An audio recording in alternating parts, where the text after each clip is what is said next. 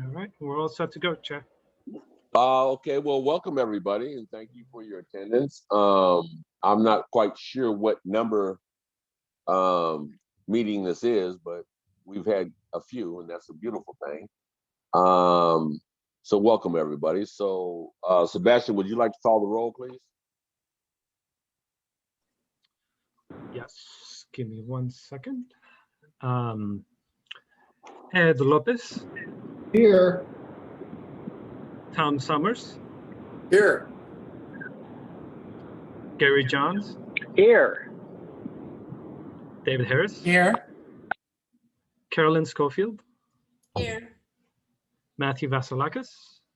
Here. Secretary Webb. Here. Let's see, Vice Chair Hammond. Here. And Chair Price. Here. Wonderful. I believe just Jen is absent today. Okay. Do we have any public comments that are not on the agenda, sir? Let me double check if there's any written comments. No, and then Chair Price, just a friendly reminder that you can call public comments from members of the public if they choose to raise their hand Okay. if they're using Zoom, or press 9 if they're calling in via the phone. Okay. And we can take them anytime during the meeting, correct?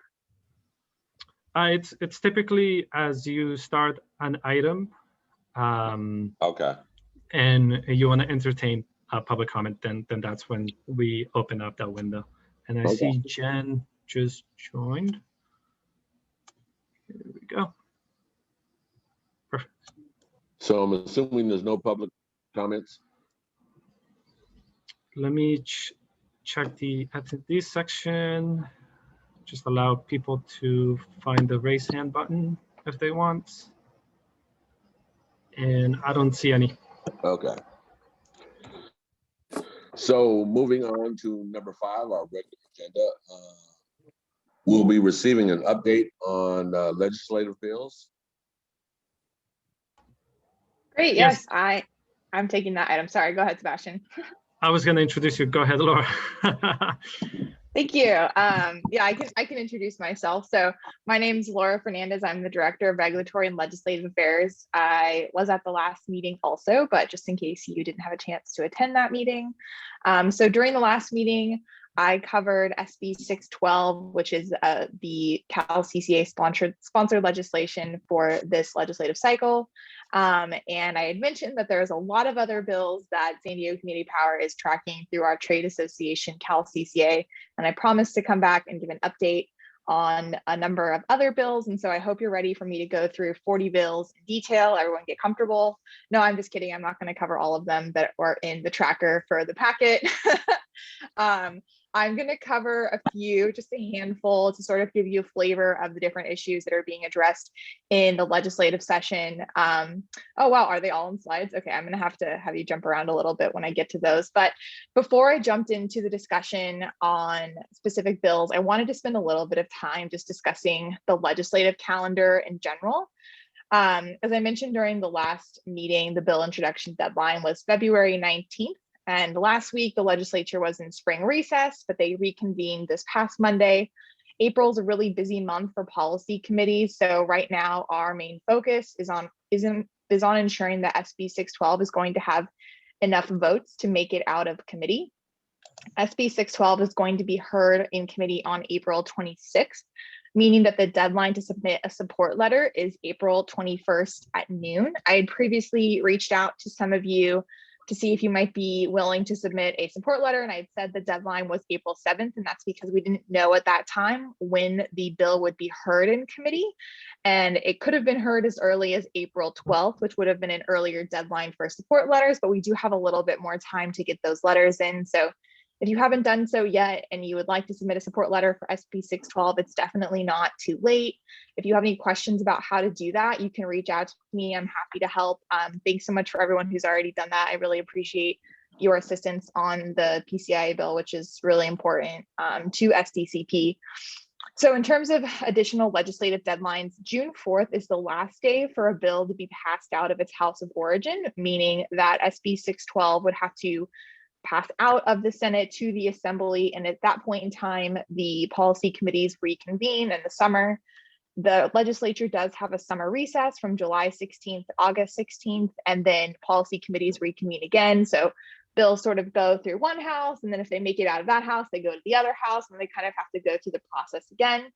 And then September 10th is the deadline for a bill to pass out of the second house. So for bills that make it through the whole process by September 10th, those are the ones that go to the governor to potentially sign, and he has 30 days to either sign or veto the bills.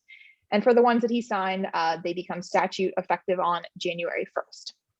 So I bring up this legislative calendar to sort of indicate that it's still pretty early on in the legislative process, meaning that for bills that we're really supportive of, like SB 612, it's really important at this point in time to dedicate our resources and energy to making sure that that bill in particular makes it out of committee and makes it to the next house and can sort of continue on down the path of hopefully becoming a law. But for some of the bills that are more concerning, there is still a lot of time left in the process. There's a lot of places along the legislative pathway for bills to die. So they can die in committee if they don't make it out of committee. They can die in appropriations. Authors can pull the bill. So there's a lot of things that can happen for these bills that are more concerning. You know, there are already some bills that have been pulled for this legislative session that we had some concerns about. So the point is, you know, on the one hand, for ones we're trying to push through, we're trying to dedicate our resources to that. But on the other hand, for ones that we have concerns of, there's plenty of time to make amendments or otherwise engage later on in the process. So as I promised during the last CAC meeting, I wanted to cover just some of the bills that are included in this tracker that San Diego Community Power is currently monitoring and analyzing through Cal Cca. So the bill tracker is in the packet. And so if you want to take a look at it, hopefully this is a resource and a tool for you. If you go into the packet, you can click on any of the bill numbers and it'll actually take you to the website. We don't need to demonstrate, but if you want to pull up the packet, you can click on the bill numbers. And so I just kind of want to explain how it works. So that would take you to just the Leg Info website. So you can actually, because there's a little description in the tracker, but that would actually show you the full bill, what's being changed in the law and where it is right now. And then on some of them, I have a little thing that says analysis. And so that takes you further down in this sort of long document that I've put together. And that's where I've included information from authors' fact sheets and sort of some thinking around the policy concerns with some of these bills. So hopefully that's a good resource. And like I said, I'm not going to cover all 40 of the bills that are in this tracker, at least not today. But if you have questions about any that I don't cover today, feel free to reach out. I think I'm pretty easy to get a hold of, so I'm happy to serve as a resource. So I do want to start with AB 843. So these are in these are in order of number. So we can go to the next slide and then the next slide. Okay, yeah, that's perfect. So this is a bill that's being sponsored by Marin Clean Energy and Valley Clean Energy. This bill would allow CCAs to access an existing state program that provides funding for renewable bioenergy electricity projects. The CPUC recently reviewed the biomap program, and they actually recommended that CCAs be permitted to access this program that provides funding for renewable energy projects like biomass and biogas. But since CCAs are not included in the original statutory language, the CPUC said that CCAs would not be able to access funding for the program without a legislative change.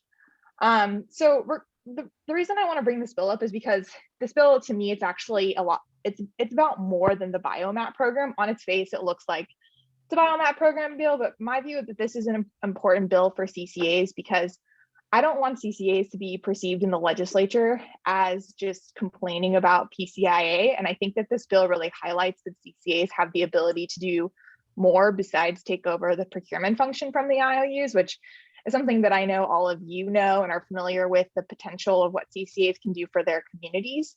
But my understanding is that in discussing with some Energy Division staff about the biomap program, there was kind of a lack of awareness and understanding that CCAs actually administer programs. I guess the Energy Division staff said, CCAs don't do programs, or why would you want to do the biomap program, which is obviously not true. CCAs do lots of programs.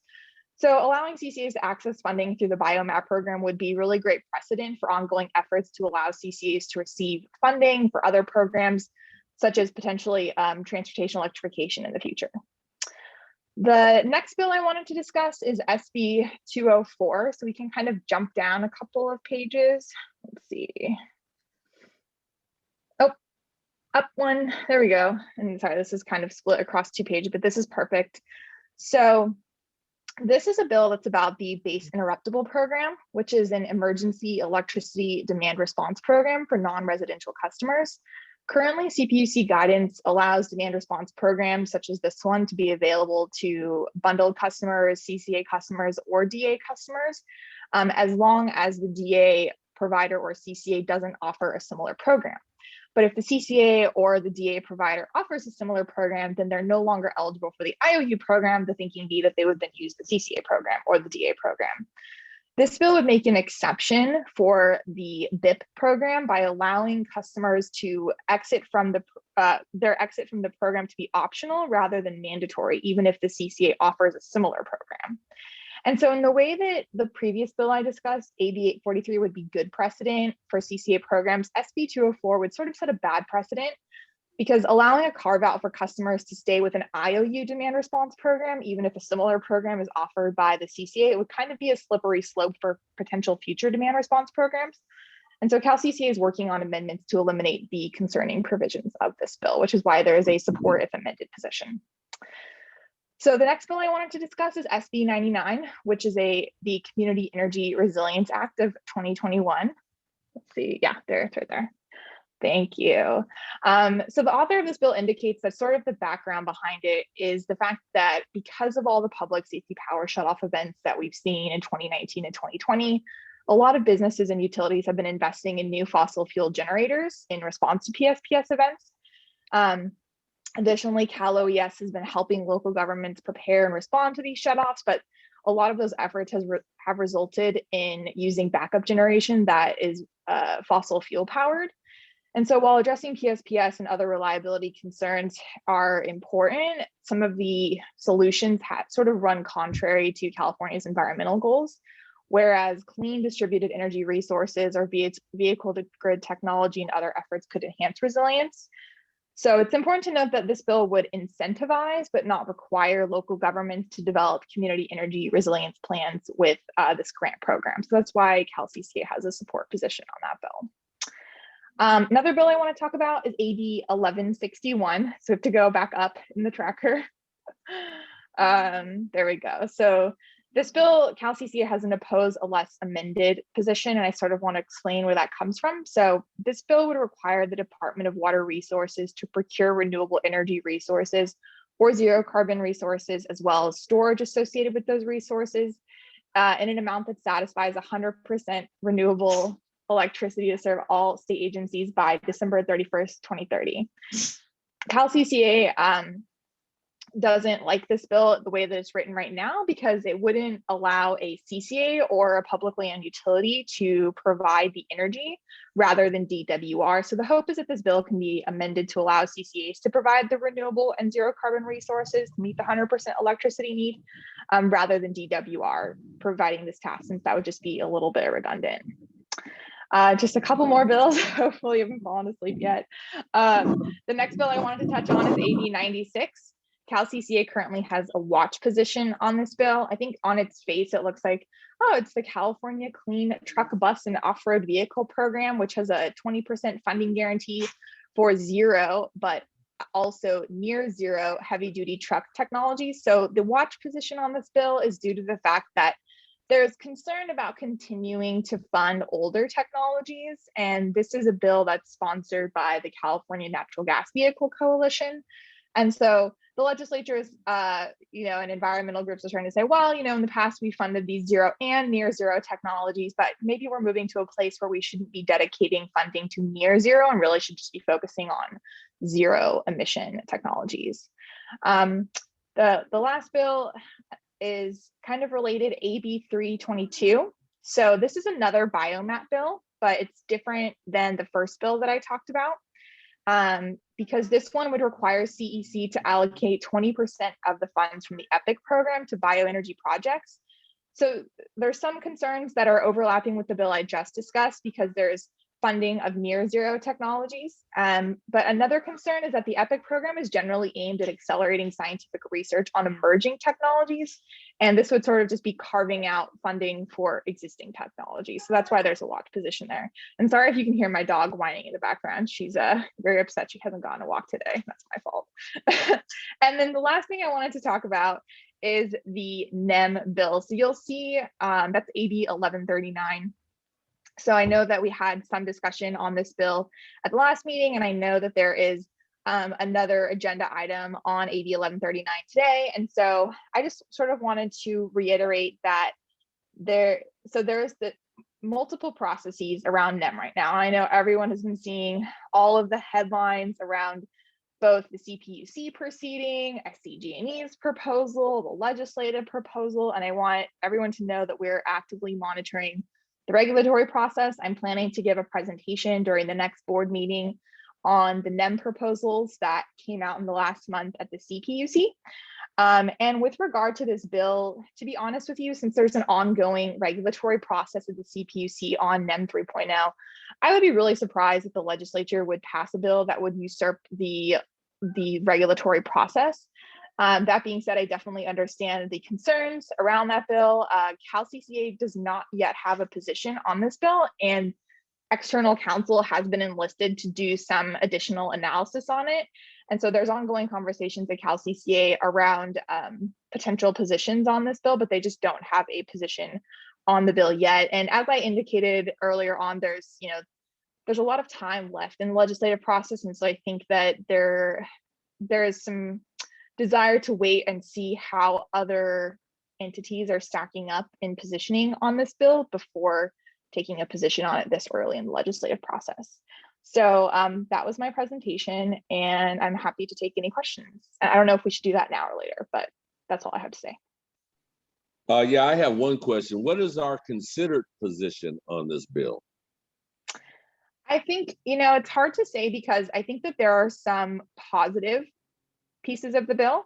So the bill has a proposal to, so you can see the little summary in the chart there, is that there is a potential to increase care discounts from 30 to 35% to 40 to 45%.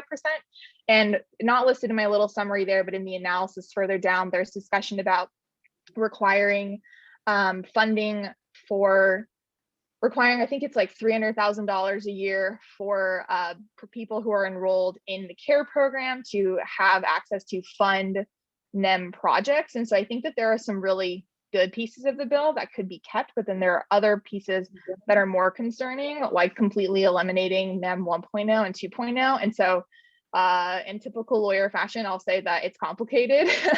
And I think that, I think that there might be suggestions to amend the bill, and that if there are certain amendments made or certain parts of it are taken out, then there is a lot of good in that bill. But there are other things like funding the, I'd have to pull up my notes, but funding the $300,000 or $400,000 a year, it's through a non-bypassable charge. And it doesn't seem like CCA programs would be able to access those funds to administer on behalf of customers that are NEM customers for the CCA.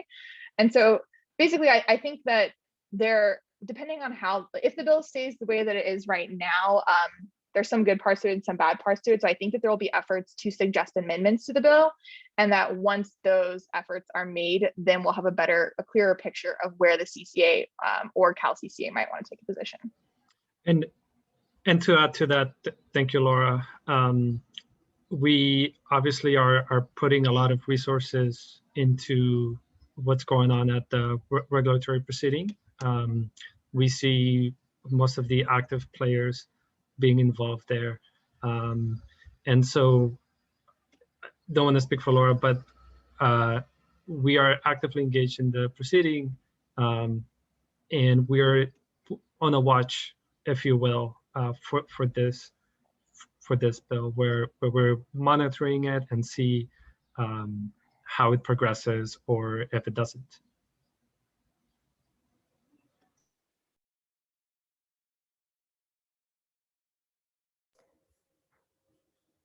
Okay, any other questions from the committee? I see David Harris has his hand up. Okay. Yes, David? Laura, thank you for that summary of all those bills. And wondered if the order that you described them, is that the priority order for Cal CCA in terms of the importance of these bills? No, the order that I described them in was sort of my own order. And there's not any particular priority on them, but I sort of explained them in the way that I did, starting out with, the good precedent bill and the bad precedent bill. And, I kind of grouped together the near zero technology bill. So I kind of tried to group them in that way, but certainly not in order of priority. Thanks.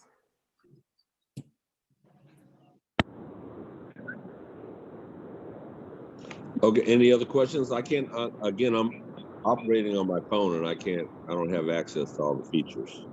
Matthew's raising his hand. Thank you. So yeah, with regards to 1139, I think we're going to talk about it more, obviously. And one, by the way, Laura, this is an amazing matrix. Like, I love diving into this. Super helpful. Loved all the links. But with regards to 1139, do we know when the CCA analysis will come out? I expect that it'll come out in the next week or two. Okay, cool. It'll be nice to see kind of where Cal CCA is landing on this. I mean, I feel like just given the high level analysis that you provided us and some of the knowledge that we're getting out from the community, it seems like an obvious like oppose unless amended, because there are those really good elements, but also just very, very scary other parts with the NEM. So just, looking forward to reading when that comes out. And would that be able to be shared with us when it drops? I would have to double check with the council who's preparing. There's external counsel preparing it for one CCA, and generally CCAs are very collegial in sharing what they produce, but I would have to confirm with them. Thank you. Any other questions? I was wondering, unrelated to these bills, I know the CPUC meeting next Thursday is addressing a request from SDG&E for more funding for the EV pilot program. I believe it's called Power Your Drive. There was a Union Tribune article on March 31st that showed they overspent by $25 million. To me, while I support EV chargers, especially in communities of concern, I have concerns with SDG&E installing and overcharging. I was just wondering if San Diego Community Power is taking a stance on that initiative. Thanks for the question. I have not looked at that voting item agenda, so I can go ahead and take a look at that.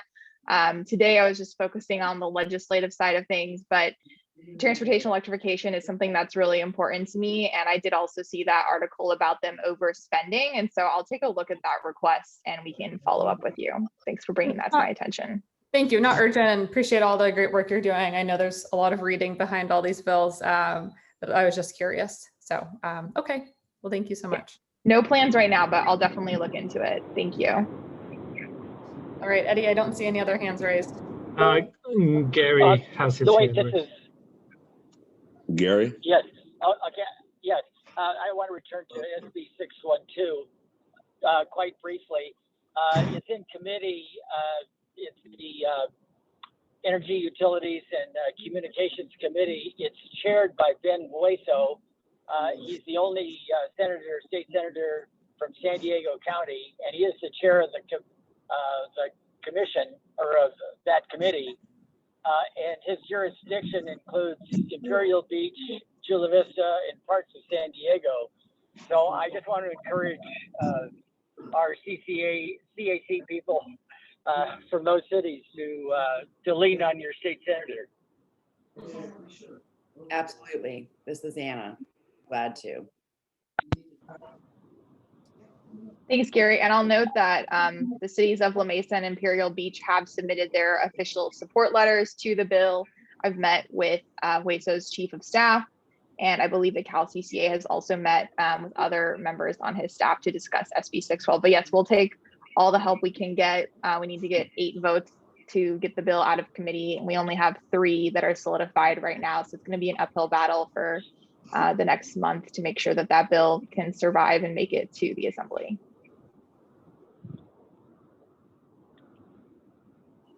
Any more questions? Any more hands raised? Okay, gone. Standing item discussion of potential item agendas for Board of Directors meetings. Eddie, I don't think we're there yet.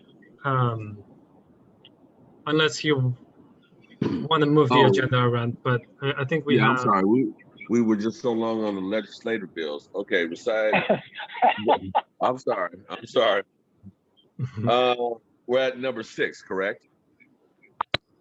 Yes, but actually, Eddie, just wanted to double check if you want to entertain any public comments from the public. Sure. Any public comments? Raise your hand or hit 9 if you're on the phone.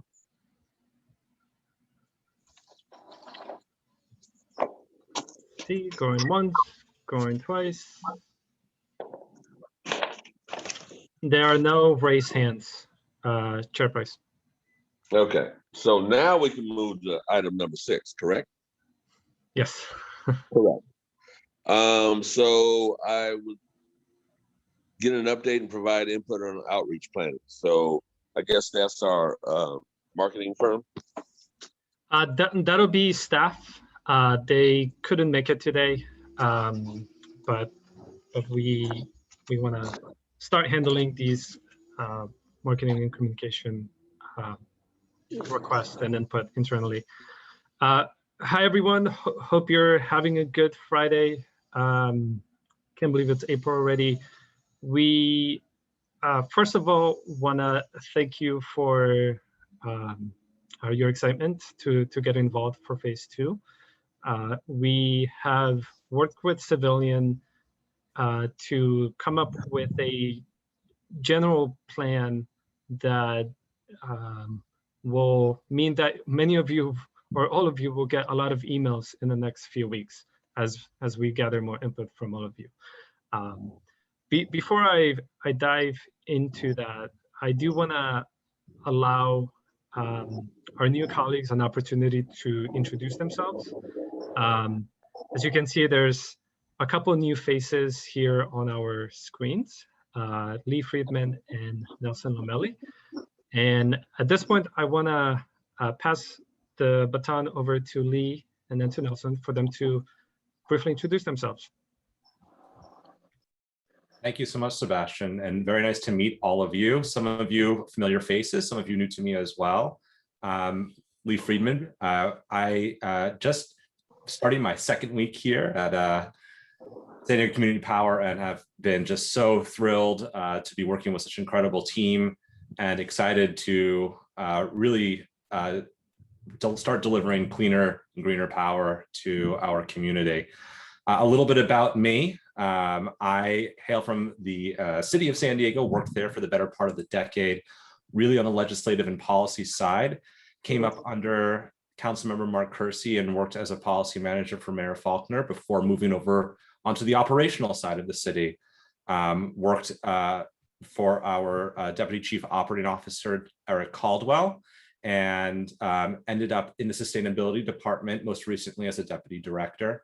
Worked a lot on infrastructure and energy. I spent a long time also trying to improve mobility around the city of San Diego, trying to get in more bike lanes and better mobility solutions, but really shifted a lot of my focus over into the energy world, and was very proud to help support Cody and the Sustainability Department during the formation of the CCA. It was one of my policy areas. So coming full circle and being able to work for San Diego Community Power is literally a dream come true. Not too many people over on the policy side actually ever get to see, their policy come to light and take off and have a life of its own. So I am just extremely humbled to be here and very excited to begin the important work of key account outreach and management of those relationships, building trust within our community for our key account holders, and working to make sure all voices in all parts of our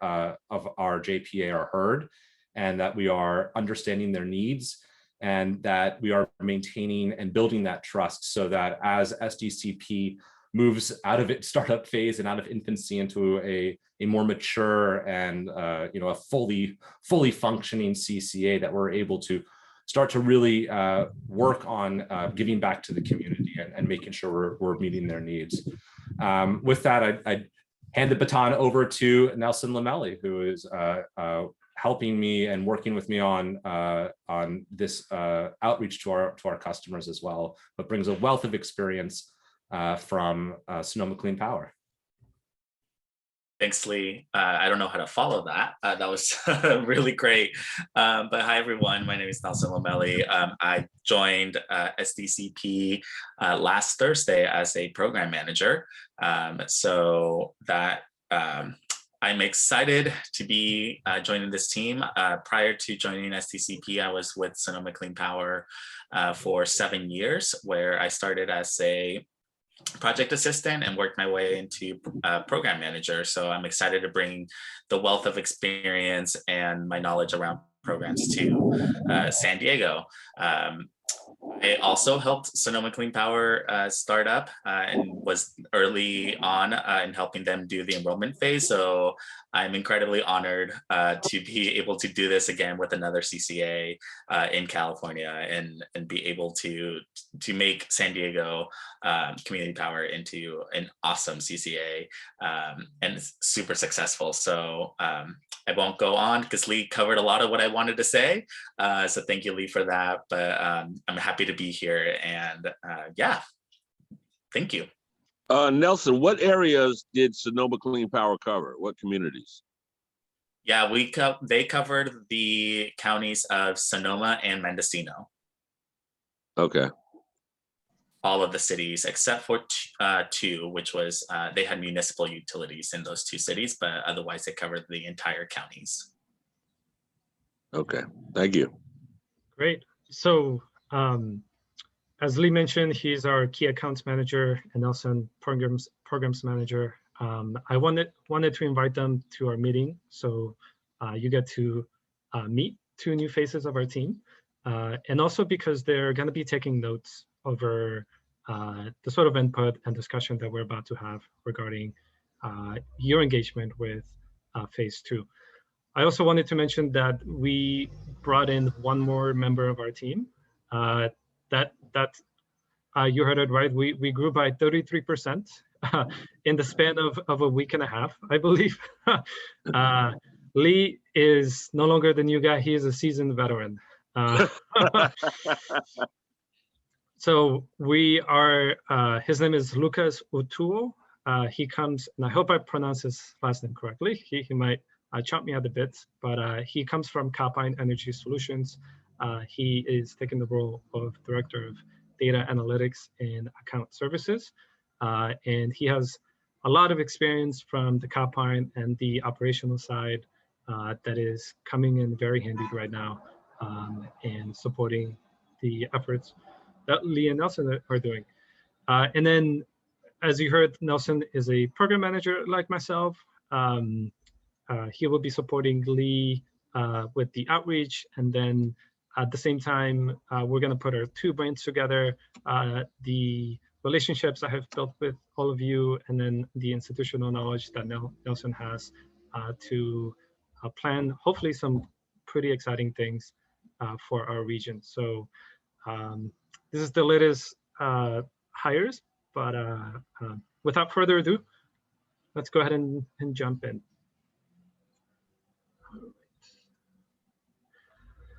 So I see, Tom, you have your hand raised. Yes. I don't know if it's time to take some questions yet, but may I put one forward? It's up to Chair Price. Sure. Okay, well, first of all, welcome aboard, Lee and Nelson and Mr. Calpine. I forgot your name already.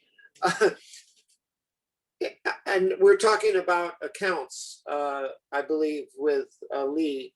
When I was watching the board of director meeting, I noticed that we already had a couple of accounts go back to the evil empire.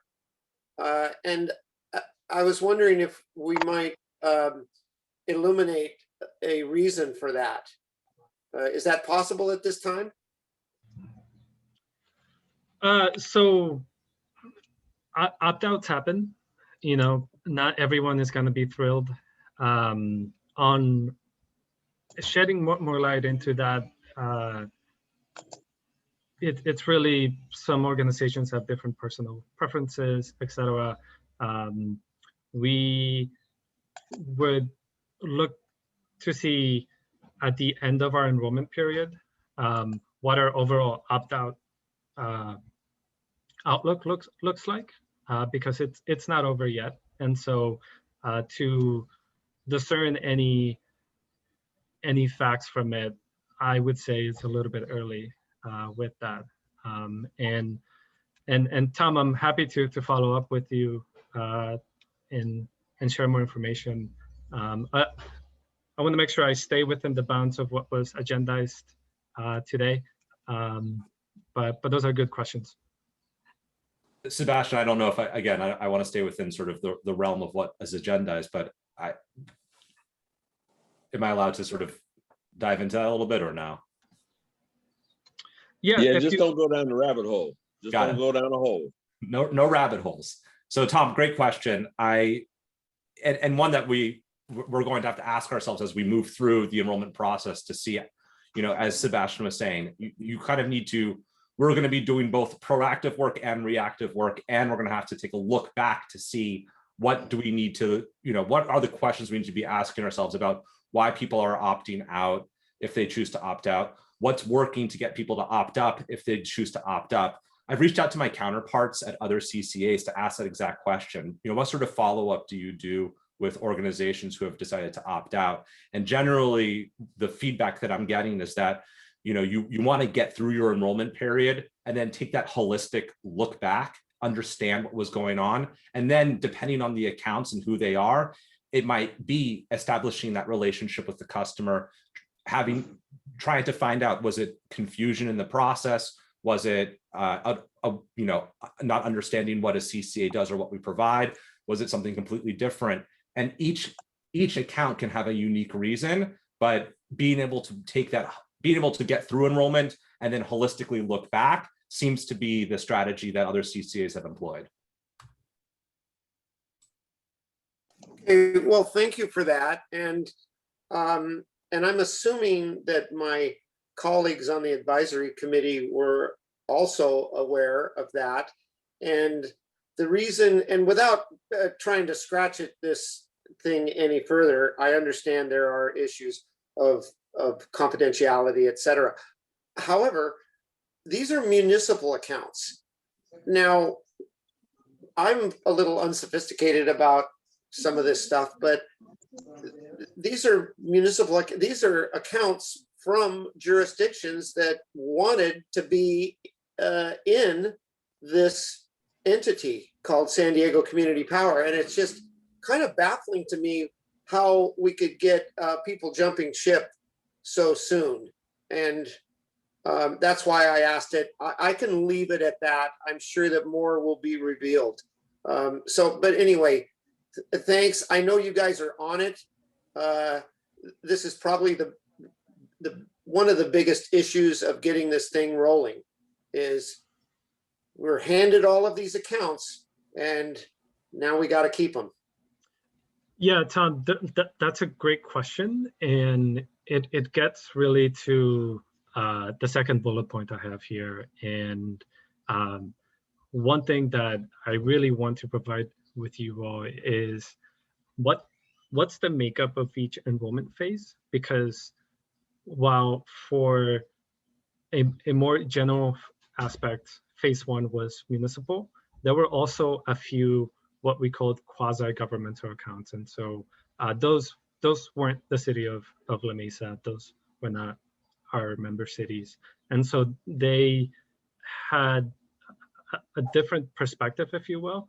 But with that, you prove my point that I want to close the loop on these sets of talking points, that tell you specifically, and abiding by confidentiality rules, the makeup of each enrollment phase and what is in each one of them. So that was a great question, Tom.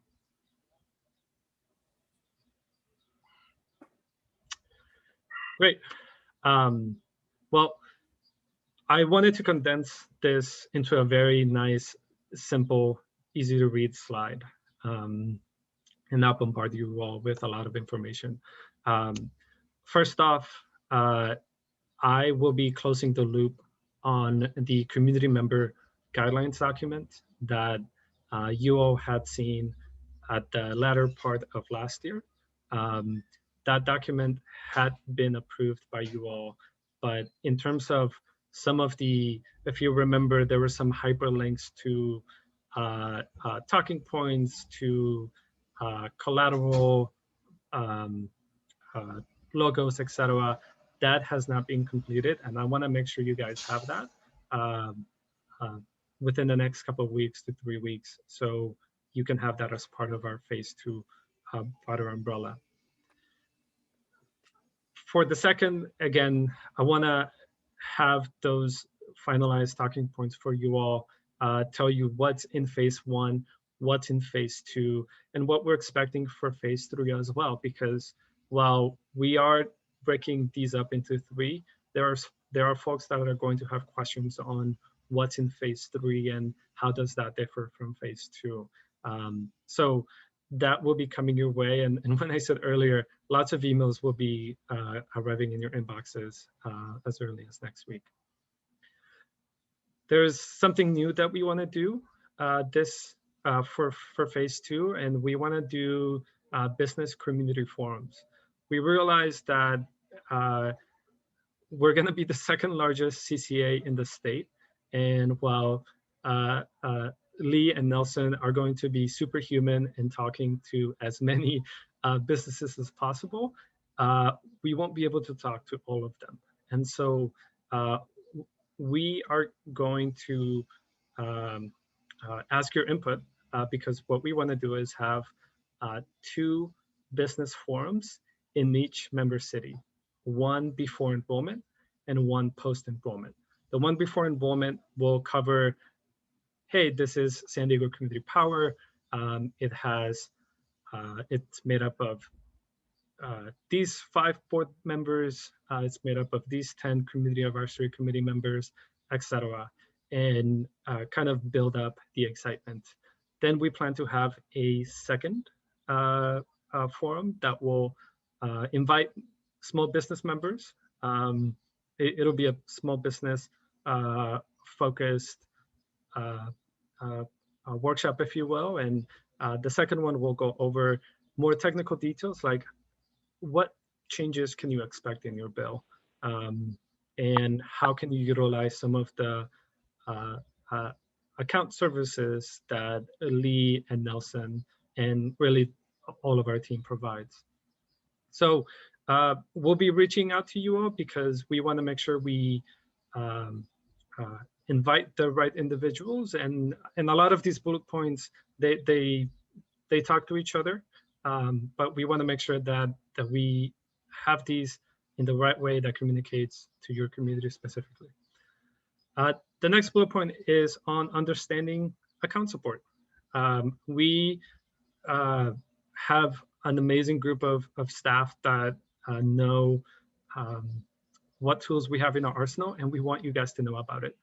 So for example, we are building and about to launch actually an online bill comparison tool that will sit live in our website and will allow small businesses to grab their SDG&E bill, input numbers.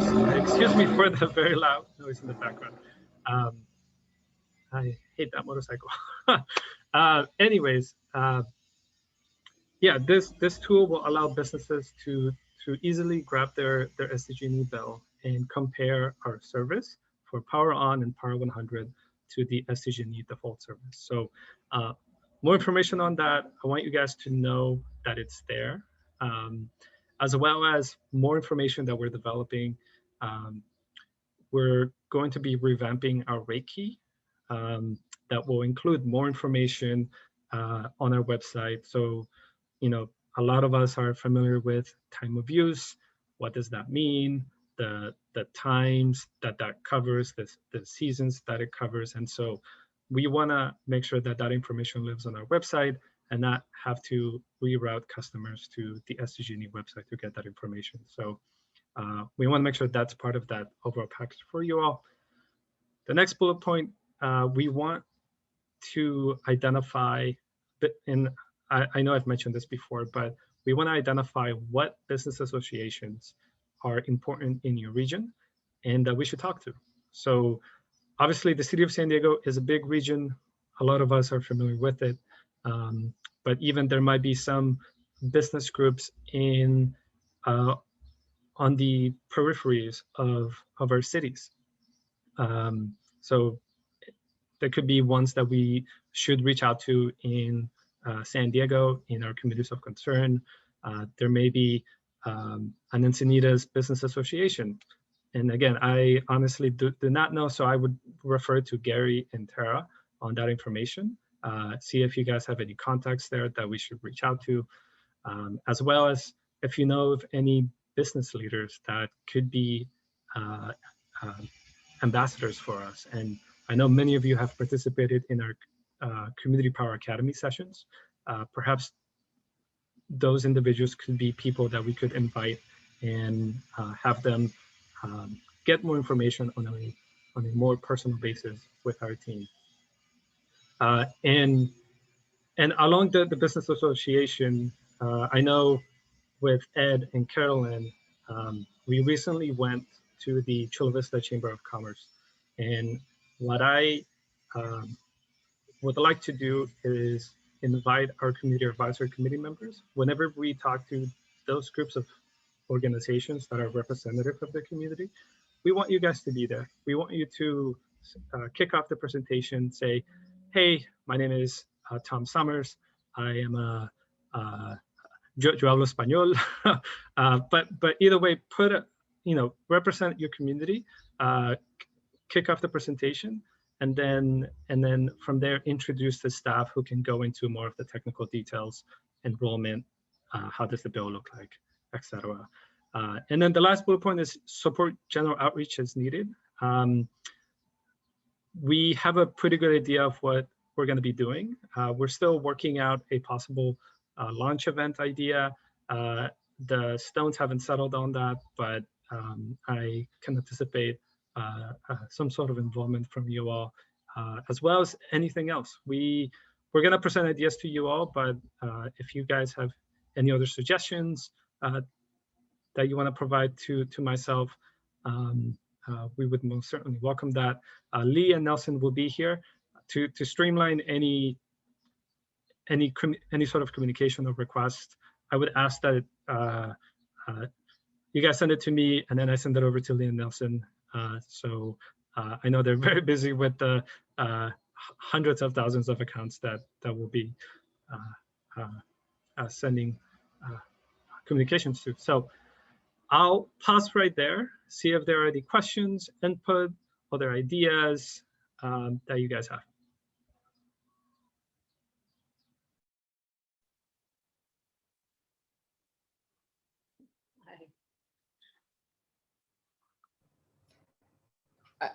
I see Carolyn has her hand up. Hi. Yeah, I just wanted to share some ideas from Chula Vista, from different community members that I've been talking to. And also from these are some ideas from Tina Matthias, who is the chair of our Sustainability Commission, and also Corey Downs at the City of Chula Vista Sustainability Department. But what we've been talking about here is reaching out first via email. So anything that you would send us would be great to add some talking points. But I have been using the fact sheet that's there online as well. But and the other thing that we're talking about right now is reaching out in person to some of the small businesses in a couple different areas in Chula Vista. And what we'd like to say is, it'd be nice to have a letter that just short that says, I'm a member of the Community Advisory Committee of San Diego Community Power, and I'm here to share with you about our phase 2 rollout. And then I'd say a few words and, you know, give them the fact sheet. But and then I would also give them my contact information. So some of these are businesses that I go to all the time that I've been talking to about community choice energy for a long time now. And then some kind of a letter like that would be great. We're reaching out to the city council members to ask them to put something in their May newsletter. And so that's time sensitive because we probably have to start getting, you know, to them next week. But for the actual, and with the businesses, I mean, we want to focus on it's a nonprofit. So you're really helping out the community and your customers by lowering your greenhouse gas emissions, you know, and thanking them, and also saying that revenues come back to our community. So this is really a way for all of us to work together. And but the one thing we would really like to have on June 1st is signs to put up in small businesses, and we're thinking it has the logo on it. It goes in, you know, it goes in the window. It says Chula Vista, you know, we're powered in Chula Vista by San Diego Community Power. We could have two choices. One of them could say, you know, we're using 100% renewable electricity in Chula Vista today, you know, San Diego Community Power. Those kinds of, so we'd like a couple versions, because what we really want to be walking around on January 1st handing out signs. And so especially on our small business district in Chula Vista along 3rd Avenue. And there are a couple other places where we would like to have people there, you know, taking photos. We're really excited because we have fewer restrictions now. So we can go back to going to the places that we've been meeting as a group and work with those business owners and talk to them. And then the long picture is yard signs. And we can talk about that later, but it'd be pretty similar to the signs for the business windows. Or we could, if we started earlier, we could say just coming soon, San Diego Community Power in Chula Vista. And I mean, there are people now that are interested. So what happens is once they see those signs, and because the signs are striking, kudos to everybody that's worked on the, you know, I love the logo, and it really attracts your attention. And so people are going to be looking. And then once they start seeing them in communities, we're hoping for those of us who already know what's going on, we can get into a conversation. But we want to have yard signs later in the year, and possibly at the beginning saying coming soon. I think that might be a great way to get started with what we're doing. And then I wanted to add one more comment. This was from Corey Downs, because he was talking about the Chamber of Commerce meeting. And he said that they mentioned about business members of our group, the CAC. And he said that one of the ideas he had is some kind of a business or technical advisory panel as a committee to San Diego Community Power. So we have a stakeholder group in Chula Vista, the Climate Change Working Group, and it's everybody. It's the business owners. It's not based on, you know, the climate. All of the climate advocates and groups are there too, but all the business owners are there as well. And so what he was thinking about is a way to actually get input from business owners would be a really big thing. But it looks to me like the planning to have those forums is excellent, because that is exactly, we want to get input, and that might even be a kind of road in to doing something like that and having more forums with business owners and getting their input. And I think that's it. Thank you. I'll jump in since I don't see anyone else's hands raised. Carolyn, I love that idea. I think especially businesses opting for Power 100, it'd be very cool to have something that they can proudly display that lets the community know that they're 100%, they have 100% clean energy. I'm a part of Business for Good, and Sebastian, I'd be happy to see if San Diego Community Power can do a presentation to all Business for Good members. And I'm happy to, we could probably get something in the newsletter and circulate to that community as well. And then I think a handful of us might know of different community business organizations. Even the chambers of commerce might be good areas to target many businesses. And then I did have a question. Someone recently asked me, how can we verify the energy mix for San Diego Community Power for the commercial businesses that are interested in considering it? Is there a way this will be publicly available on the website, or do you know the plans for that, Sebastian? Oh, I thought I was muted and I wasn't. Yeah, so do you mean the percentages or? Just seeing the energy mix. I guess it would be good for both of the programs, but specifically if commercial entities are curious, they just want to verify that it is 100% clean energy. So is that data going to be available, since it doesn't seem like it currently is? Yeah, so we are, that will take a little bit more time to finalize. What I can do is check in with our procurement team and see what information can be provided. But as far as 100% renewable energy, that is correct, as well as the 50 plus 5%. But in terms of any other information, let me bring that back to the team and see what can be provided as well, because obviously we want to provide that information, and it'll be available more so so every year there's a power content label, and that's typically published in August. Okay.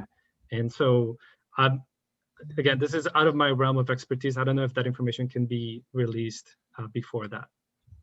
Okay, I think specifically trying to see that there aren't wrecks is of interest to people and organizations. So if there's any information that can be shared ahead of time, that might help with the opt-in rate come next month. Okay. Also, if I might add to Carolyn's point about the yard signs, are there plans to actually like wrap trolley trains and wrap buses in the cities of San Diego, and wrap trolleys on the blue line that go from the city of San Diego through Chula Vista? That's a great question, Eddie, and one that we are exploring, and one challenge that we see is we want to do outreach for commercial and business customers and industrial customers, but by putting a sign on a bus and on a trolley, we will also be reaching out to residential. And while we want them to get excited, we don't want to cause confusion that they're being enrolled now and create some misconceptions early on. So it's a fine needle we have to thread.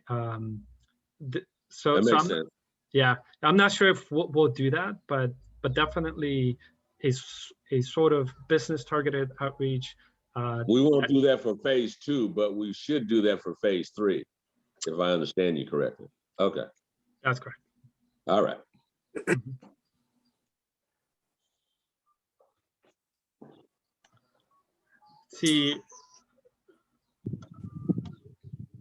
I see Anna, you have your hand up. Yes, I just had a quick question, and I think I need to upgrade my memory chip in my brain, but I just had a question. Seriously, when I had a question from I was talking to a few neighbors the other day, and one of them asked me, where does the solar come from? I said, I said it rides the grid.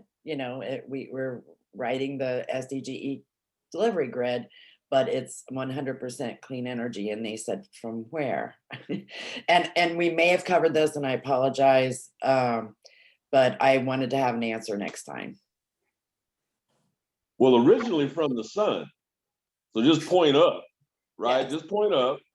And then the sun hits panels in the Imperial Valley and creates electricity. And it comes over the Sunrise power line, and then voila. Perfect. That's what I needed. The Imperial Valley. That's the buzzword. Right. In addition, the energy that is created by solar, people that have solar on their roofs, right? The overgeneration goes directly to the grid, and that's utilized also. Okay. But the initial truth is just point up. See that big old thing up there? Right there. Great. I've seen the Imperial Valley solar panels. It's impressive. Thank you. Now, somebody else may have a much more technical explanation for you. I'm just, speaking from my heart. Yeah, Anna, that's a great question, and I think it ties to the question that Tara brought up. So I just wrote it in the ticker file to follow up on. Thank you. I wanted to see if I could add one more question about procurement. If enough people opt in for 100% clean power, will that increase the renewable energy in the portfolio? So let's say 10% of all business customers opt in for the 100% power. Will San Diego Community Power then purchase additional renewable energy, and our portfolio will increase to, say, 57 or 58%, something like that? Don't have to answer it now. I just wanted to add that in. So again, this is out of my realm of expertise, and I'm again, we'll be chatting with our procurement team. But there are two facets to this. There's the Power 100, which is the 100% renewable. So if, like you mentioned, 10% of businesses opt up, then we will see more procurement of renewables on the grid on behalf of SDCP. I don't think that translates to increasing the average of power on from 55 to, say, 55%. I think that would be something else. So again, I just wanted to provide you with a little bit of detail, but I think those two are separate. But that's a very good question, David. And I think, Tom, you've been, Yes. Have your hand raised? Yeah, I just wanted to, well, I always say Bob, big orange ball, instead of pointing up. But it's a very good question, Anna, and I've been asked it a lot. And I think it's important to include those big producers in Imperial Valley, but also the mom and pops, maybe up in Fallbrook or wherever, who have decided to, not put in avocado trees this year. We're planting panels. Right. Then there's you and me, the net metering customers who put in more than we take out, and it might be just tiny. Well, Tom, it looks like with the batteries behind you, it looks like you're keeping all that you overproduce, sir. Keeping enough to give me tonight. Okay. And I like to run my spa. But anyway, okay, that leads me to another little point that I wanted to make in regards to Sebastian's question about, how do we know at any given time? And I really like the idea of having a graphic available on the website that would give us an indication of what the mix is at any given time. And speaking of graphics, I don't know how many of my other colleagues here are net metering people. Can anybody speak up or raise their hand? I am. Well, have you noticed that the incumbent utility has come out with some magnificent tools to help us understand our bills. And it was quite remarkable that it should all of a sudden show up now after we went into production. Yeah, ain't that something? So that's an indication right there of the effect that we have on them. And I'm not trying to make them the enemy, because we all know that we got to work together. But this thing that we're all embarked upon is having a big effect on the IOU. And that's my, thank you.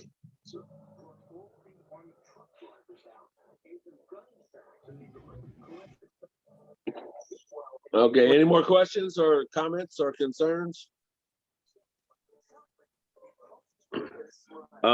Sebastian, were you done with your presentation? I am. Okay.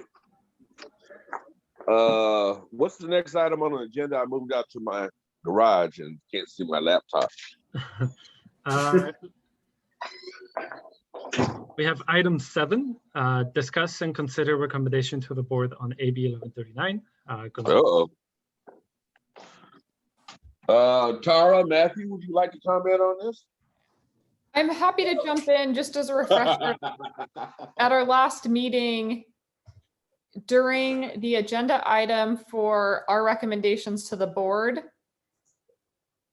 we had discussed a letter regarding helping protect net metering, and we ended up unanimously voting on having the board do a letter, but that violated the Brown Act because we didn't have it on the agenda item before. So that vote is not valid, and that's why it's on the agenda again today. So I just wanted to give that context as why we are revisiting this. Now, Laura discussed AB 1139. I will just say it's much, much more aggressive than the Investor and Utilities Joint Proposal for Net Metering 3.0. It ends grandfathering for everyone who's ever gone solar, which currently it's illegal to end grandfathering for net metering 1.0 or 2.0 customers. That's anyone who went solar through now, because they were guaranteed a 20-year protection for their investment. And so it's undermining that, as well as ending retail credit for solar. And so quite frankly, it would kill the industry overnight and make it nearly impossible for us to meet our state and regional clean energy goals, and would make it so we're using more dirty energy, supporting worse environmental racism while making the climate crisis worse. So the bill, in my opinion, is pretty bad. Some people think it's so bad that Gavin Newsom would never sign it. Personally, I don't like just chancing it, although, as Laura said, there's currently a proceeding at the CPUC to address net metering. So a lot of people feel like it's inappropriate that this bill is happening, but the reality it is. And Assemblywoman Gonzalez is very powerful. And so to me, I don't want to just sit back and say, let's assume that it's going to die, because it would be devastating. It would set the precedent in California, and I think other states would follow suit. So I'm not necessarily making a recommendation right now, but just sharing that feedback. Thank you. I see Matt has his hand raised.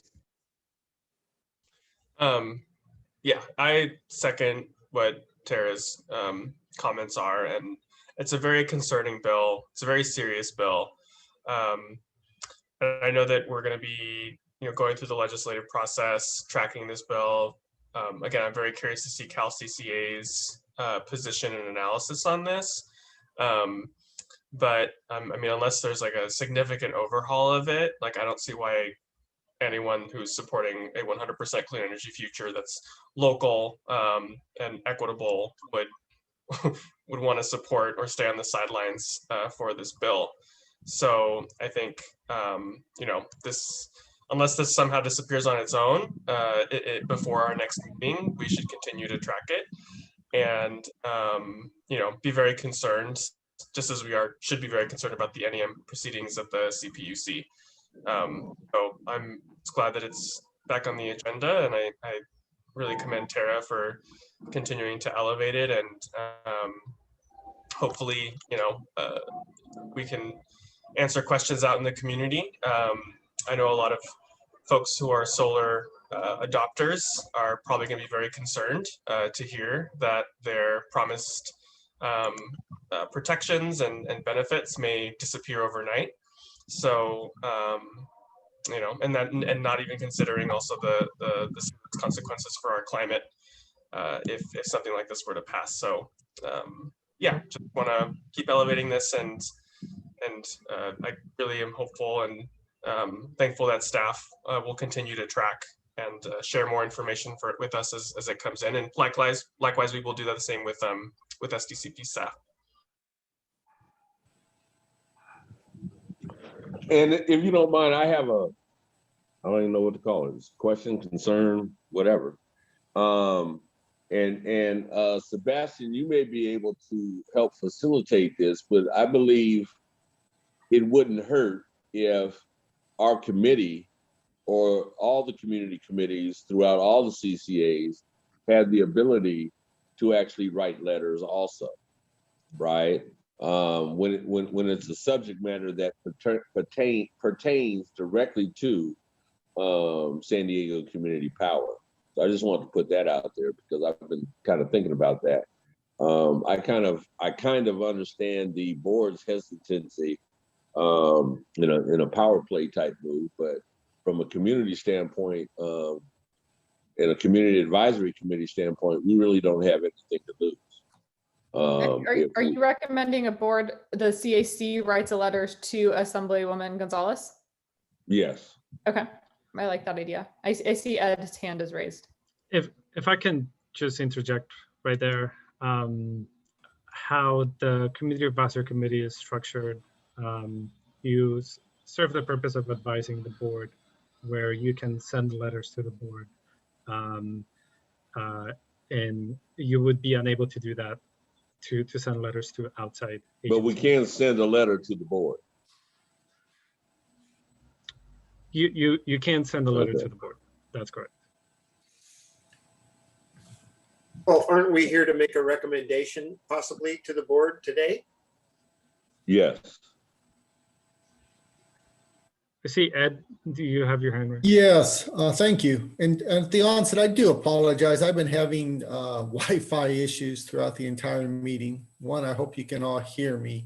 And unfortunately, I've been in and out with the audio, so I'm not sure I'm capturing everything. But that was my question, if you will. Is there a specific recommendation? Earlier, I thought I heard that there previously was a letter that had been supported and agreed upon. I'm not sure if that's the specific course of action being supported right now. With what you just mentioned, Sebastian, that's my understanding too, in terms of the CAC and how it interacts here at San Diego Community Power with the board of directors, that we would as an entity have the opportunity to provide input to the board. And I can certainly support a letter to the board with our concerns and issues, of which I think they're very significant in terms of AB 1139.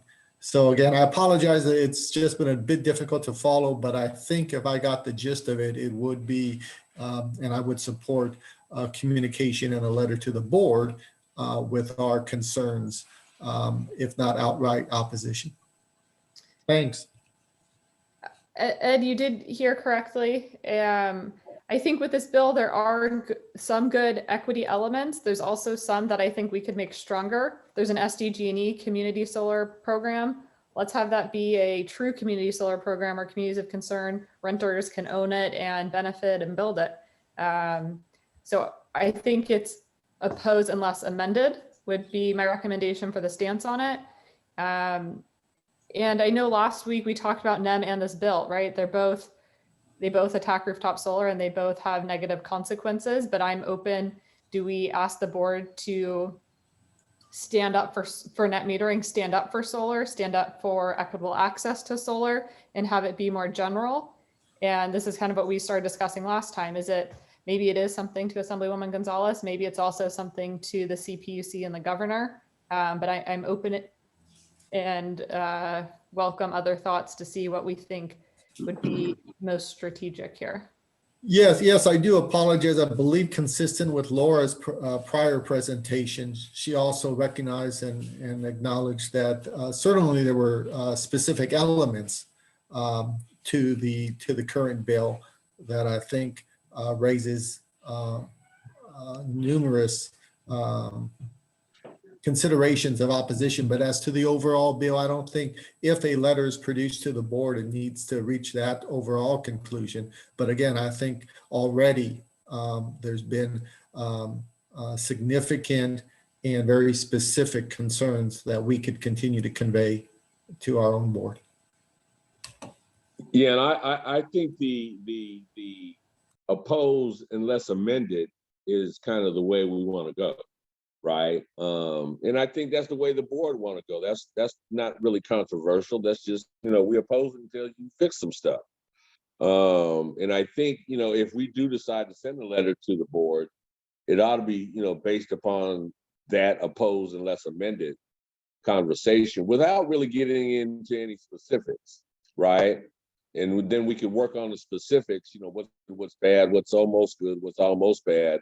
Later on. But I think to Tara's point and Matthew's point, and somewhat to my point, I think it's crucial and vital that San Diego Community Power exerts some type of power in this and opinion in this, instead of waiting to see what other CCAs, or the CCA, state CCA says. I think we need to I think our San Diego Community Power needs to make some type of statement, regardless of how brief it might be, to say we oppose this unless amended or until amended. That's my humble opinion. I mean, I don't really think that we as a entity, San Diego Community Power, should wait to vocalize this opinion because it's a hot topic right now. And to the legislative lady's point, there's a lot of jump off points for this particular bill, and so it's crucial that our position is known. And I'll just add, the bill is being heard in committee on the 21st. That just came out last night. I do see, Eddie, that Tom has his hand raised, and I'm not sure if Ed's raising his hand again or if it's still up. But yeah, no, I just wanted to say right on to Eddie, we do need to communicate with Lorena Gonzalez because she's local and because of who her husband is, and we need to help educate her about this. It is so very vital, and that's it. Ed, did you have your hand up? Well, let me just say, I think in general, I'm with everybody. I'm just trying to, if you will, maybe align or be consistent with the presentation by Laura in terms of how San Diego Community Power as an organization is monitoring and watching this legislative bill. Two, what Sebastian mentioned in terms of that we're, I believe, in a position to provide feedback and thoughts to the board. So it's the board communicating. Overall in that context, again, I would be fine with short of an outright opposition right now, because I think San Diego Community Power, as well as maybe us individually, are trying to reconcile all the different elements and concerns. But there, I think, are some specific worries or issues or problems, and I'd see no problem in communicating that to the board for their consideration to continue to provide out into the community. Makes sense. I did want to circle back to something that Vice Chair Hammond brought up, which is that the bill is being heard in committee on April 21st, meaning that position letters are due on April 15th. And that means that we won't have a SDCP board meeting until after the bill is heard in committee.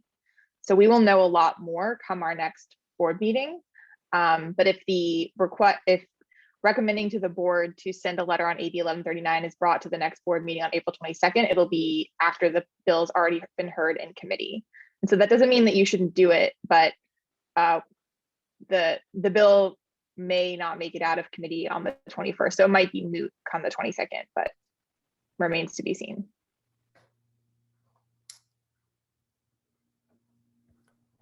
Okay, well, based upon that information, I think we're at least starting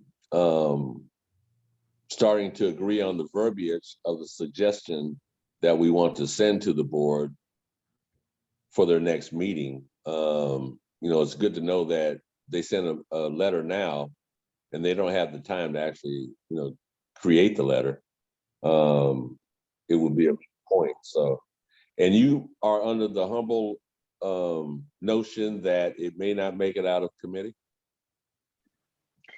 You know, I certainly wouldn't represent to have a legislative crystal ball, but I would be surprised, since there is this ongoing proceeding at the CPUC with very detailed proposals around NEM 3.0, where most of the industry participants are really heavily engaged.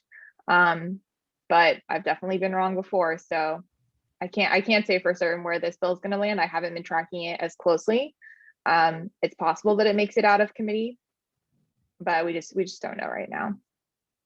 Unfortunately, SDCP doesn't have a lobbyist yet. Maybe next year we'll have more information. Well, I put in my application for that, but they said I cussed too much and I couldn't do that. So. So with that being said, I feel like we could either recommend a letter if this gets out of committee in its current form. And I would recommend, if we do that, it's oppose unless amended, specifying we would like to see the anti-NEM metering elements, which essentially ends retail credit, in the ungrandfathering removed. At a bare minimum, I would like to see it to be community solar and actually stronger equity elements as well. But that would be my recommendation if we go the route of recommending something to be presented in front of the board at the next meeting. Okay, so you're saying stronger equity community solar items, leave grandfathering alone. Remove the elements from our bill that ungrandfather or reduce grandfathering to 2 to 8 years, and remove the anti-NEM elements. And we would only present this if the bill moves on, right? We would only present this to the board, or we would suggest the board only present that if it moves on? So the board, it was my understanding from what Laura said, let's see, the next board meeting is after the bill is heard. Right.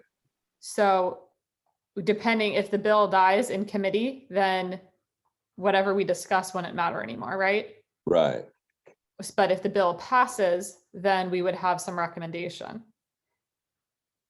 So I think we still have the two options. If we want to do something, oppose unless amend and make a few recommendations on the amendments, that would be if the bill passes for the board to consider at the next board meeting, or we ask for some general solar letter that says we want to see a strong net metering, and that could leave it up to the board to see if they want to reach out to Assemblywoman Gonzalez, if they want to reach out to the CPUC or Governor Newsom, but it would lump in both the NEM 3 proceeding, which Laura is already tracking. But those are kind of the two areas where two pathways where I see we can weigh in.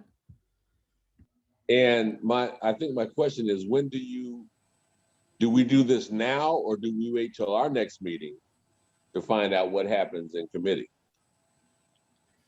May I chime in? Sure. For just a second? Unfurl your forehead, Sebastian. It's all tight. Loosen up, dude. It's age, man. I'm getting up there. Yeah, no. So we have the Cal Cca analysis coming out in the next week or two, and that will provide a lot of information that you can take, and as Laura said, we can provide some sort of information once that's approved or filtered down the chain. Then also there's if it passes from committee, then you all will have an idea of where this thing is going from, and you could see what's going on this month. Consider this item again next month, and my strong preference is I want to capture your ideas and your arguments as best as I can, but I think it'd be best if the item does move forward from committee, you will write a letter yourselves that we can send to the board, and we present that to the board as is, and that way it carries your talking points and your viewpoints by next month. And so I just wanted to chime in on that, Chair Price. Okay. How does the committee feel about that? Because what I'm hearing is we're not going to necessarily make a recommendation from this meeting to the board. We will wait till whatever happens with this issue in committee, and then we will make a statement to the board, correct? Is that what I'm hearing? Not necessarily. What am I hearing? Laura, can I ask Laura a question about so at the committee, can it get revised in the committee? So there might be amendments in the committee before it leaves? Yes. Amendments can be introduced during the committee hearing. So if we wait, it's 7 weeks. And then at that point, I don't know what the timeline will be for this bill. Do you have any idea, Laura? So it would it can be resent to the same committee, or it can move on to the next house. But yeah, as I sort of went over in the earlier on, it's in its house of origin right now, the assembly, it's heard in committee. It can be referred to other committees within the House. It has until June 7th to pass out of the House of Origin, and then it would move on to the next committee where it gets heard again in assembly, where it would get heard again in the Senate committee if it did make it out of the assembly. So there would be future points in time where the bill could potentially be amended, and potentially it would definitely be heard again in other committees if it moves through the process after the 21st. So there's definitely going to be future opportunities for sending letters, and also you can always call in to committees and comment on it before it's voted on by the legislature. So this is certainly not over. This is just the first time that it's being heard in committee. There's going to be plenty of opportunity to engage in this bill if it becomes like it's looking it's going to survive through the early legislative process when a lot of bills get cut. And if it goes to the Senate, it goes under Ben Hueso, who doesn't have a strong history of supporting solar or good equity elements. So what are we doing? That's a good question. Well, Ed, since your picture popped up on my phone, I'll ask you, what do you think we ought to do, Ed?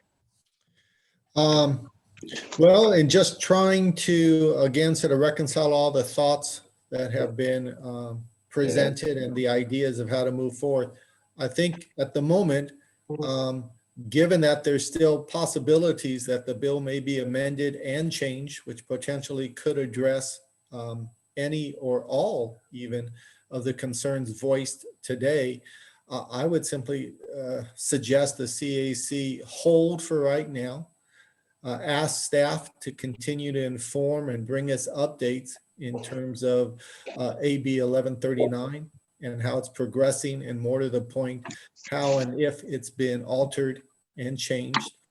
I think there's already consensus that if certain elements remain in, there would be significant concerns from our vantage point, and we would want to communicate and convey that to our board.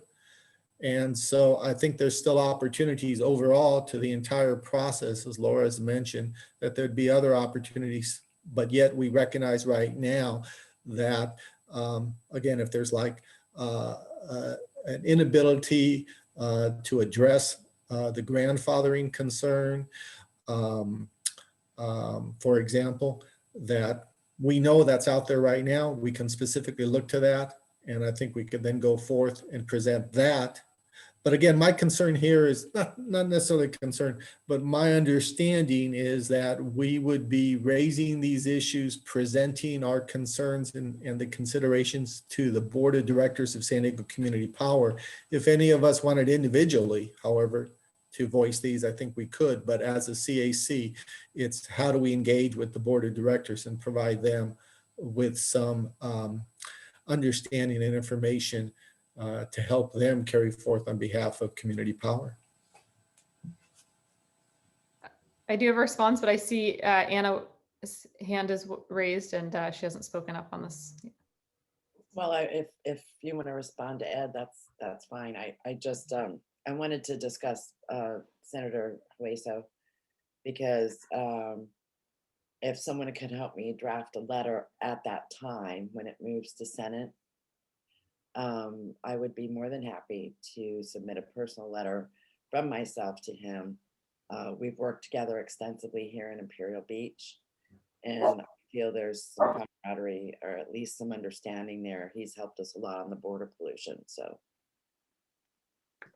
well, I hope we don't get to that point, but if we do, I think that's a great idea. Thank you for that. I'm just trying to be proactive. Yeah. Yes. Hearing what Ed was saying, I was thinking, what if we make a general recommendation today to the board saying, we want them to know that net metering and saving rooftop solar is a priority to us, and we would like to encourage them to speak out supporting when appropriate. And that could mean they take the lead, and at the next board meeting, depending on what happens, say the bill does go through, maybe they take action sooner. Maybe that's something related to the CPUC proceeding on NEM 3, but I think it just sends a message that we're following this. This is important to us. And while we don't have a specific ask today, we want to make sure it's a priority and something that they're actively engaging on.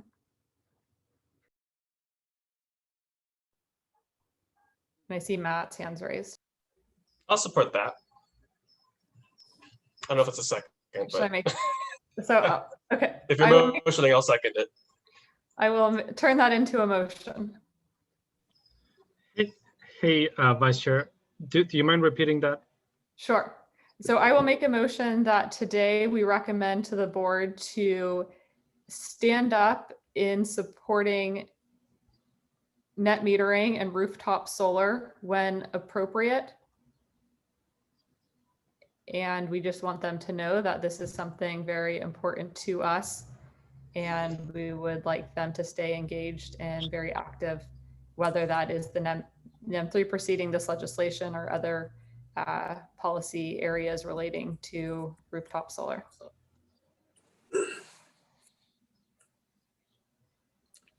I'd like to insert equity into that verbiage somewhere.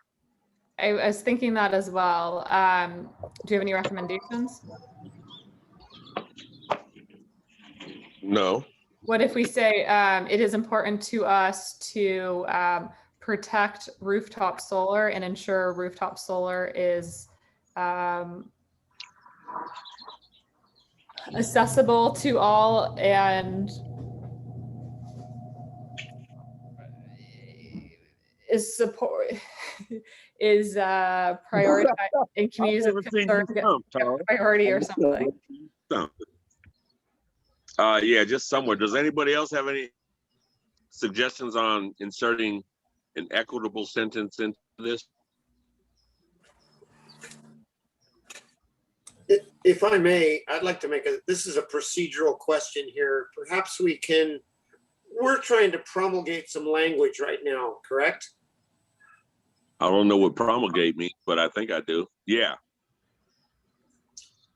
Maybe it would be easier if Sebastian could type up on the screen and let's work on this sentence. And I agree that it should be brief and to the point and reiterate everything that we've already communicated to the board already. So, but we're just trying to get this recommendation dialed in right now, correct? Correct. Yes, sir. Is that a good idea? Yes, can you do that, Sebastian? Because this meeting is being recorded and it's public, Okay. not sure if it'd be best to type on the screen. I know. Mhm. Is it just in general or on your screen in particular? Because I just opened a document. I'm happy to share my screen if that, but I'm not sure I understand your concern. So, sorry, maybe you could do it then, because what you said a minute ago pretty much encapsulates everything. If we could just include the communities of concern. I know we need to make it, we need to tighten up this language. So if I may, I've been able to capture the general direction that you all are moving with, and I'll be happy to provide that after the meeting is over to you all. And I think through Eddie's CAC report that's on the agenda, he'll be able to tell the board how you all feel, which, we can be nitpicky on supporting versus encourage or the type of wording, but I think that they will, at least from my perspective, that they will understand the message that you are trying to convey. And that's kind of what we want. So what you're saying is in the next board meeting, I can actually verbalize what we're writing. Yeah, as long as it's in line with what you guys have talked about today, which is, and I don't want to speak for Vice Chair Hammond, but it's supporting NEM and rooftop solar when appropriate, while ensuring that it is accessible to all and to our communities of concern. Perfect. That'll work. That'll work.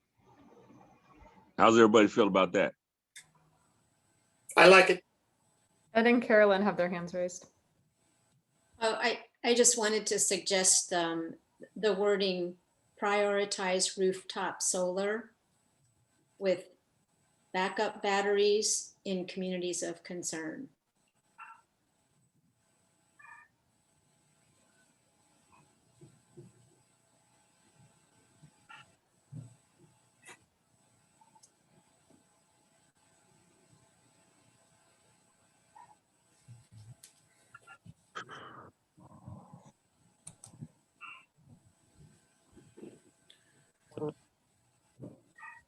I asked a question, but I didn't hear an answer. Anna, I see your hand is up. Would you like to say something? Yes, just to clarify Carolyn's statement, would that be providing or making it affordable?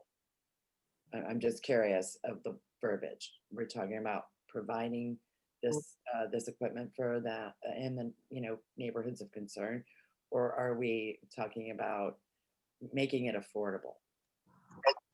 Well, it's prioritizing. Okay. So making it a priority, and because I think we want to be doing, both. Right. Depending on the situation, but it's just where is it in the line of things that we want to do? Because that's really the key that's a huge key for the communities of concern. And it goes along with the net metering because we need to have those same the same systems in place so that whoever has solar, including people in communities of concern, has those opportunities. But that's a big opportunity for the communities that need it the most. If it's helpful, I'm happy to revise my motion, although it seems like regardless, Eddie can adapt in his words. Is it helpful for me to try to revise the motion?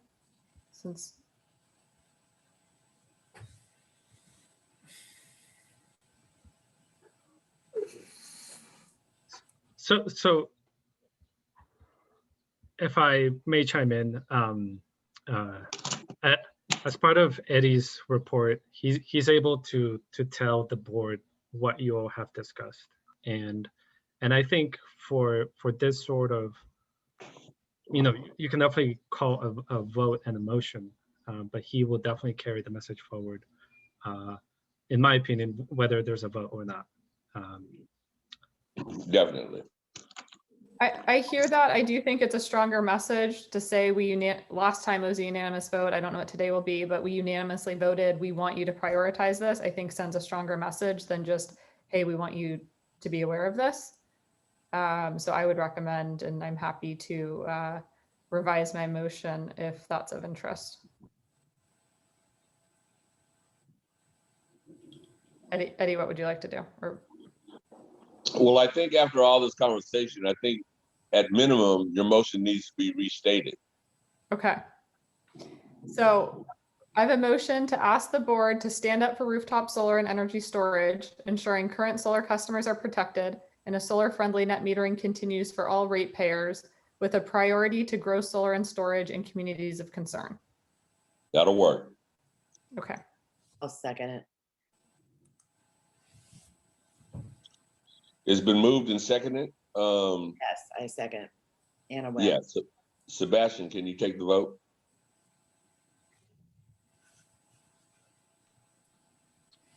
Sebastian? Yeah, I'm getting there.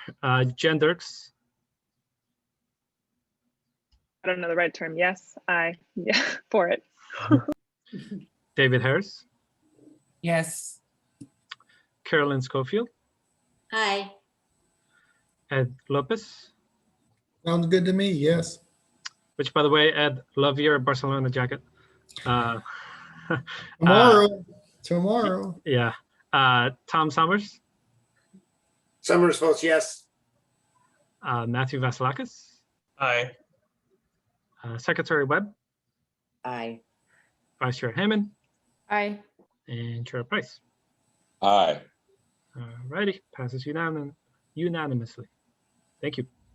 Vice Chair Hammond, if you could send me, email me or that verbiage, I couldn't type fast enough.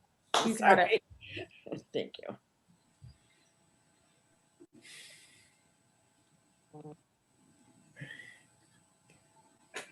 Thank you, Tara. That was great.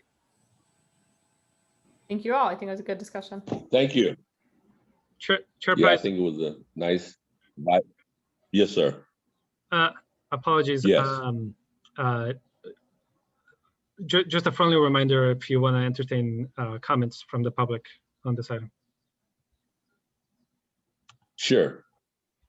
Does anybody from the public? How many people from the public are on? Do you know? Yes, I know everything. No, just kidding. 7 people. 7. Okay, good. Any comments from the public? Now is your time to be heard.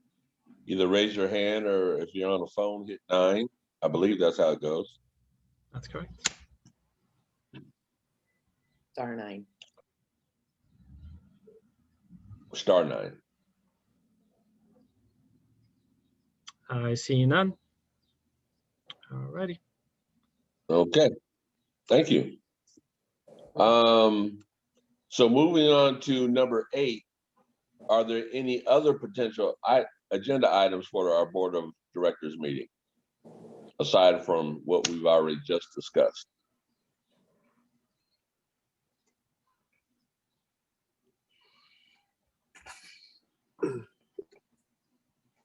Apparently not. Are there any, anybody in the public like to comment on something? Chair Price, I do see one member of the public raising their hand. If you give me 1 second while I set the timer. How much time do they have? 2 minutes? 3 minutes? 3. All 3 right. minutes. And this will be Erica Morgan. Erica, can you hear us? I can hear you. Yes. Yes. Please go ahead. See me here, but in any event, here I am. I want to thank the the committee and the chair and vice chair, particularly for their efforts on this bill discussion. I think it is a difficult one, and it is just hugely important to the future of rooftop solar that this measure not go forward. So I applaud the committee for its action and the imperative that you have placed before the larger board. I hope this matter, this agenda item, will take the form of a recommendation to the board at large, so that even though a letter can't be done prior to the committee hearing, it can still be done. It can still be put in the record for any subsequent meeting, any subsequent committee action, that SDCP firmly opposes this measure unless amended. So I thank you for your work in that regard. I think that's all I will say at this point. Thank you for the opportunity to comment. Thank you very much. And Erica, Sebastian, is there anybody else? No, but just for the record, that was a comment for the last item, right? We're Yes. not on item 8. Yes. Okay. Thank you. I see no one else from the public raising their hand. Chairperson. Okay, so nobody else from the public for item number 8. So number 9, does any committee members have any announcements they'd like to make? I did have one for the previous slide.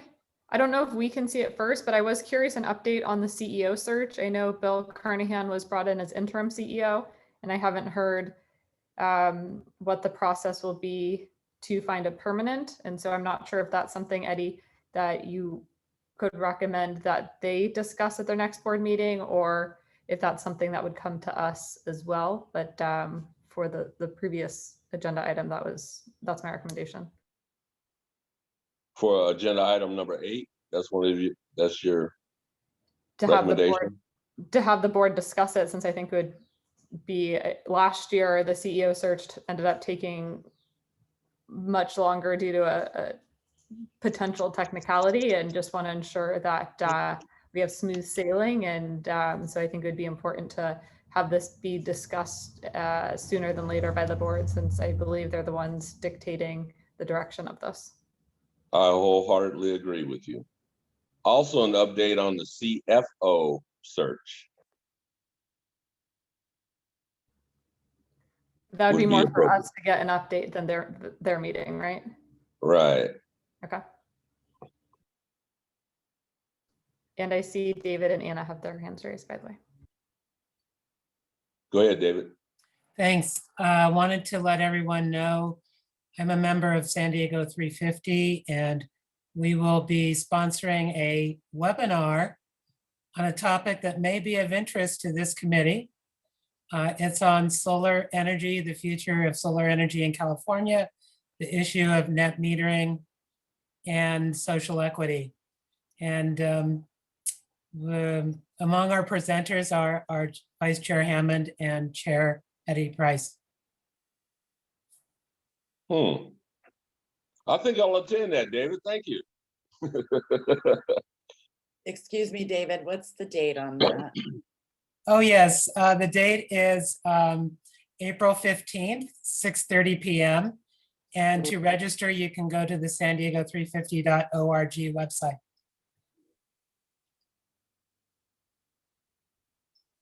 Thanks.